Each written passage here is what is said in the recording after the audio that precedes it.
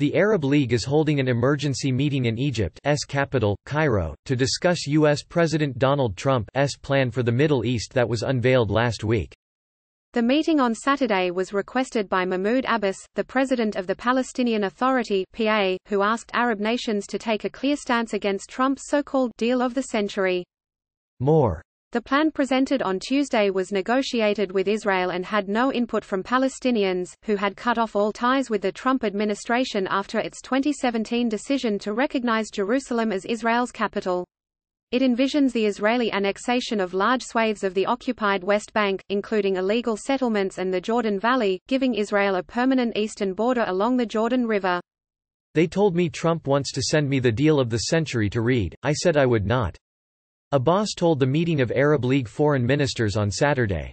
Trump asked that I speak to him over the phone, so I said no, and that he wants to send me a letter, so I refused to receive it.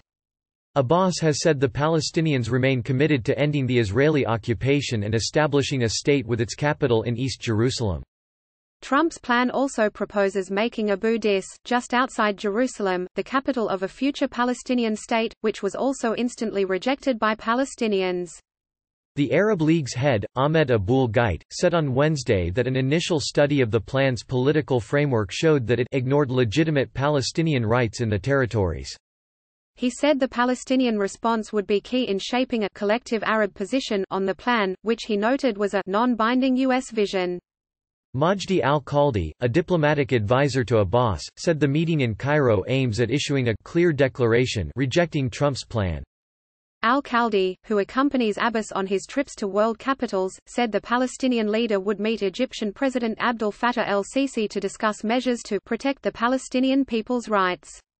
In a tacit sign of support for the U.S. initiative, ambassadors from the United Arab Emirates, Bahrain and Oman attended the unveiling of the plan in Washington, where Trump made the announcement alongside Israeli Prime Minister Benjamin Netanyahu. Saudi Arabia and Egypt, Arab states that are close U.S. allies, said they appreciated Trump's efforts and called for renewed negotiations without commenting on the plan's content. Egypt urged in a statement Israelis and Palestinians to carefully study the plan. It said it favors a solution that restores all the legitimate rights of the Palestinian people through establishing an independent and sovereign state on the occupied Palestinian territories. Jordan warned against any Israeli annexation of Palestinian lands and reaffirmed its commitment to the creation of a Palestinian state along the 1967 lines, which would include all the West Bank and Israeli-annexed East Jerusalem. Qatar said it welcomed efforts to broker long-standing and just peace but warned that was unattainable without concessions to the Palestinians.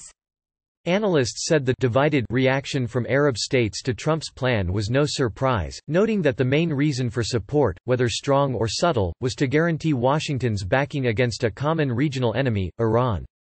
The U.S.-Iran brief military confrontation in January has convinced some Gulf countries that Washington is their only protector. Ramzi Baroud, a Palestinian author and journalist, told Al Jazeera, "Some Arabs have completely forsaken Palestine and are embracing Israel to fend against an imaginary Iranian threat," Baroud said.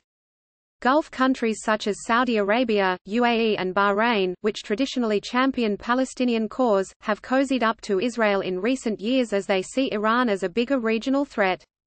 "I think that what has been done is these people have adopted the approach that my enemy's enemy is my friend." Diana Buttu, analyst and former legal advisor to Palestinian peace negotiators, told Al Jazeera.